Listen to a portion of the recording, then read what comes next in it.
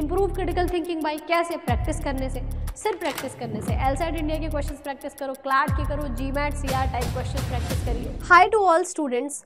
यार देखो, एक बहुत इंपॉर्टेंट बात करने के लिए मैंने ये वीडियो बनाया है, वो ये है कि अगले 6 महीने में आपको क्लैट के लिए क्या करना है, और स्पेशली आपकी लॉजिकल रीजनिंग में आप अपनी क्रिटिकल रीजनिंग क्या लीजिए, क्योंकि ये जो ऐसा सेक्शन है ना जो आपको 100% स्कोर करवा सकता है, इसको अगर आपने मास्टर कर लिया तो आपके एग्जाम में सिलेक्शन दिलाने में भी बहुत बड़ा रोल आपके लॉजिकल रीजनिंग का होता है। यानी कि 20 से 22 क्वेश्चन यहाँ से आते हैं। 20 से 22 क्वेश्चन अगर यहाँ से आ रहे हैं तो आप समझ सकते हैं बहुत ज़्यादा नंबर नहीं लाना होता है आपको। 80 तो मैक्सिमम नंबर लेकर के आना होता है। मैं कह रही हूँ 80 से भी कम नंबर लेके आना होता है। तो 1/4 पोर्शन आपके कट ऑफ का सिर्फ यहाँ से आता है, और कुछ बहुत ज़्यादा डिफिकल्ट नहीं है। 10 चैप्टर्स को मास्टर करना होता है, फुल स्कोर आराम से लाया जा सकता है, बहुत ईजिली लाया जा सकता है। तो मैं आज आपको बताने वाली हूँ फुल प्रूफ स्ट्रेटजी कि जून से आप कैसे तैयारी करें अगले 6 महीने में सिर्फ लॉजिकल रीजनिंग की अपनी। सबसे पहली चीज़ क्या है कि यार हमें रीडिंग कॉम्प्रिहेंसन करना आना चाहिए। कॉम्प्रिहेंसन मैं बार बार बोलती हूँ क्यों ज़रूरी है, सिर्फ इंग्लिश के लिए ज़रूरी नहीं है ये आपकी इंग्लिश के लिए भी ज़रूरी है, या आपकी क्रिटिकल रीजनिंग के लिए भी उतना इंपॉर्टेंट है, क्योंकि आपके क्रिटिकल रीजनिंग में पैसेज बेस्ड क्वेश्चंस आते हैं। वो क्वेश्चंस जिनको पढ़ना होता है, जिनको समझना होता है। जब आप पूरा पैसेज पढ़ोगे उसको कॉम्प्रिहेंड ही नहीं कर पाओगे तो आंसर नहीं कर पाओगे। तो कॉम्प्रिहेंसन के लिए reading is a very important thing. कोई भी आप बुक ले लो, या फिर आप कोई newspaper, Indian express, economics times, the Hindu नहीं पढ़ पाते हो तो उसके सब्स्टिट्यूट्स पढ़िए, but reading is a very important thing. Alright, इसके बाद आपको कोर कॉन्सेप्ट्स क्लियर करने हैं। व्हाट इज़ आर्गुमेंट क्या होता है, एजम्पशन क्या होता है, premise, inference, strengthening, weakening, cause, effect, paradox, ये सारे चैप्टर्स जो मैं करा चुकी हूँ ऑलरेडी पेड क्लासेस में, वाईटी पे भी करा चुकी हूँ, वहाँ से भी देख सकते हैं। तो आपको कोर कॉन्सेप्ट्स क्लियर करना है। जो बच्चे कर चुके हैं वो रिवीजन करेंगे, और जो स्टूडेंट्स नहीं कर चुके हैं अभी से तैयारी स्टार्ट करना है, उनके लिए भी लॉजिकल रीजनिंग में 100% स्कोर करना बिल्कुल पॉसिबल है। ठीक है, क्योंकि बहुत छोटा सा सिलेबस है, यही 8-10 चैप्टर्स होते हैं मैक्सिमम जिन्हें पढ़ना है हमें, और उन्हें मास्टर करना है। तो वैच इज़ वेरी 6 महीने में तो बहुत कुछ किया जा सकता है 10 चैप्टर्स के लिए, है ना। सिर्फ 10 चैप्टर्स है, कुछ ज़्यादा है नहीं। अब आपको करना क्या है कि प्रैक्टिस करना है 15 से 20 पैसेज बेस्ड वीकली। अब वीकली 15 से 20 है, यानी कि एक दिन में आप 4 से 5 करो, और ये मस्ट है। अब आपके पास ऐसा टाइम नहीं रह गया है कि आप ये काम नहीं करोगे। जैसे ही आपके पूरा चैप्टर का कॉन्सेप्ट क्लियर हो, कोर कॉन्सेप्ट क्लियर हो जाए, सेकंड स्टेप, ये आपका फर्स्ट स्टेप है, ठीक है।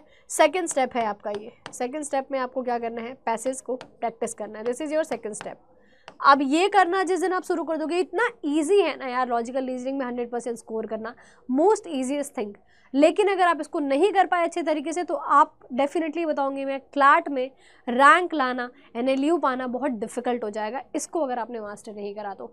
अब आपको क्या देना है भाई, पास्ट, जो कि मैं भी 2022, 2023, 2024 का पेपर ऑलरेडी करा चुकी हूँ, उन क्लासेस को देखिए और खुद से भी अलग से एक बार पेपर सॉल्व करो, ठीक है। तो आपको क्या करना है, PYQ तो 100% करना है। बिना PYQ के आपको जाना ही नहीं है एग्जाम देने। तैयारी शुरू करने से पहले भी आप PYQ देख सकते हैं। सॉल्व करना है 2 से 3, मैंने बताया ये तो करना ही है आपको डेली। 2 से 3 का 3 से 4 करो। लॉजिकल फ्लॉज, उसमें आप जो पैसेज में गिवन है ना उसमें बिल्कुल घुस और डीपली समझने की कोशिश करो। जितना घर पे पैसेजेस को डीपली समझोगे ना उतना एग्जाम में आपके लिए इजी होगा उसको समझना। प्रैक्टिस सोर्स क्या है, एलसैट इंडिया के पेपर करो, स्लैट के पेपर करो, क्लैट के पेपर करो। सिर्फ क्लैट का करना ज़रूरी नहीं है, स्लैट, एलसैट हो गया, क्लैट हो गया, सबके पेपर करोगे ना, क्योंकि बाय डिफ़ॉल्ट आपको सिर्फ प्रैक्टिस करनी है। कॉन्सेप्ट आपका पूरा हो चुका है, प्रैक्टिस करनी है। तो ये सब कुछ करिए आप। हमारा, अगर आप ऑनलाइन हमारा बैच ले रखे तो आपको मॉक टेस्ट मिलता होगा, मॉक टेस्ट सॉल्व करिए। एलिमिनेशन टेक्निक्स बहुत ज़रूरी है कि 5 अगर ऑप्शन है, मैं डेली क्लास में बताती हूँ, क्रिटिकल रीजनिंग स्ट्रॉन्ग करना है भाई, 3 बजे वाली क्लास आकर के देखा करो, ठीक है। उसमें आपको मैं एलिमिनेशन टेक्निक्स बताती हूँ कि अगर 4 ऑप्शन है तो सबसे मोस्ट रेलेवेंट ऑप्शन पे कैसे पहुँचा जाए, कि जो ऑप्शन रेलेवेंट नहीं है आप उसको एलिमिनेट करते जाइए। आप उसको एलिमिनेट करते जाएंगे तो बाय डिफ़ॉल्ट रेलेवेंट ऑप्शन पे पहुँच जाएंगे।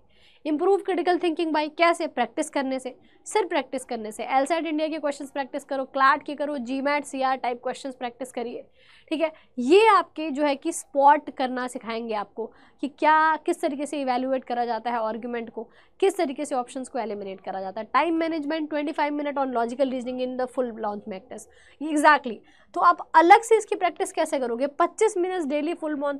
अगर आप कोई भी बड़ा सा महापैक परचेज करोगे ना तो 1300 प्लस वहाँ पर मॉक टेस्ट मिल रहा है, समझ रहे हो। 6 महीने में 25 क्वेश्चन प्रैक्टिस करना है, एक मॉक टेस्ट खोलो, क्रिटिकल रीजनिंग का प्रैक्टिस किया बंद कर दो, फिर क्रिटिकल रीजनिंग का अगले दिन प्रैक्टिस करा कर दो, वहाँ से भी प्रैक्टिस कर, इतना सोर्स है यार।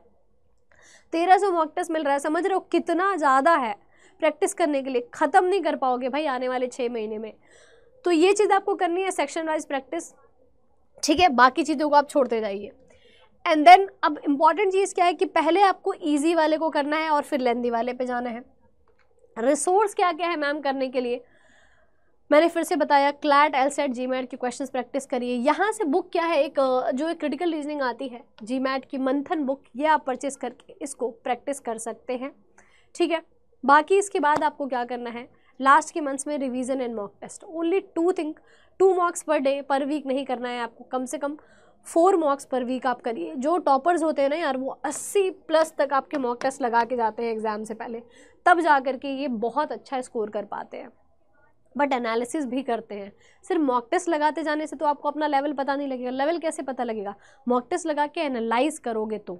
सिर्फ इतना काम करना है, कॉन्सेप्ट क्लियर करना है, दोबारा से बताती हूँ, सारे 10 चैप्टर्स का, उसकी प्रैक्टिस करनी है, रीडिंग करनी है, ख़त्म।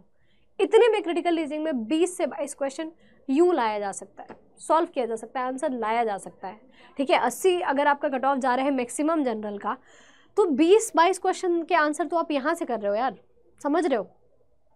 तो बहुत इंपॉर्टेंट है ये आपके लिए। आई होप सो कि ये स्ट्रेटेजी आप लोग को बहुत हेल्पफुल रहेगी, आप लोग फॉलो करोगे। एनी डाउट है प्लीज़ मुझे कमेंट करना है, and if you want to contact with me, ठीक है, किसी भी डाउट के लिए तो आप इस मेल आईडी पर मेरे से रीच आउट करिए। कोई कोर्स परचेज कर रहे हैं, SM कोड लगाएंगे तो पहली बात तो आपको फ्री मेंटोरशिप एग्जाम तक मिलेगी, उसके बाद आपको मैक्सिमम डिस्काउंट भी मिलेगा ये कोड लगाने से। So I hope so this video is helpful for you. Any doubt please comment below. मिलते हैं आपसे इसी तरीके के और बेहतरीन इन्फॉर्मेटिव सेशंस में। Have a good day.